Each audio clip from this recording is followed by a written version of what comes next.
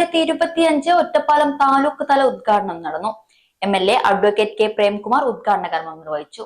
വ്യാഴാഴ്ച രാവിലെ വരോട് വീട്ടാൻപാറ സെന്ററിൽ നടന്ന ചടങ്ങിൽ വിജയകുമാർ അധ്യക്ഷനായി. ചെയർപേഴ്സൺ കെ ജാനകി ദേവി ആദ്യ വിൽപ്പന നടത്തി. ഒറ്റപ്പാലം MLA അഡ്വക്കേറ്റ് പ്രേംകുമാർ ഉദ്ഘാടന കർമ്മം നിർവഹിച്ചു. പൊതുമരാമത്ത് സ്റ്റാൻഡിംഗ് കമ്മിറ്റി ചെയർപേഴ്സൺ ശ്രീലത, ക്ഷേമകാര്യ standing committee chairman Abdul Nasser, ASCB director Narayanankutty തുടങ്ങിയവർ സംസാരിച്ചു.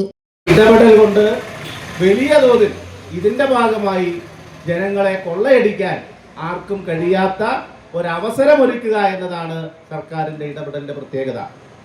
സാധാരണക്കാരിൽ നിന്ന്, കർഷകരിൽ നിന്ന് ഉൽപ്പന്നങ്ങൾ വാങ്ങിയും ആ ഉൽപ്പന്നങ്ങൾ വലിയ ലാഭമെടുക്കാതെ ഉയർന്ന വില കർഷകന് കൊടുത്ത് സ്വാഭാവികമായും നമ്മുടെ നാടിന്റെ കാർഷിക സംസ്കൃതിയുടെ കൂടി ഭാഗമാണ് ഓണം എന്ന് തിരിച്ചറിഞ്ഞുകൊണ്ടുള്ള ഇടപെടലും കേരളത്തിലെ ഗവൺമെന്റ് നടത്തുക.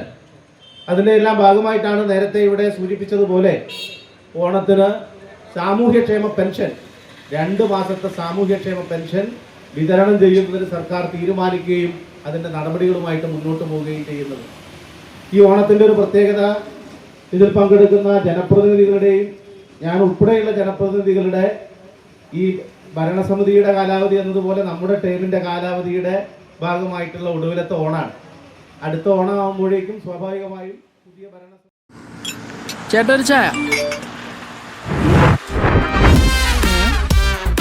സൂപ്പർ ഫാസ്റ്റ് ആണല്ലോ.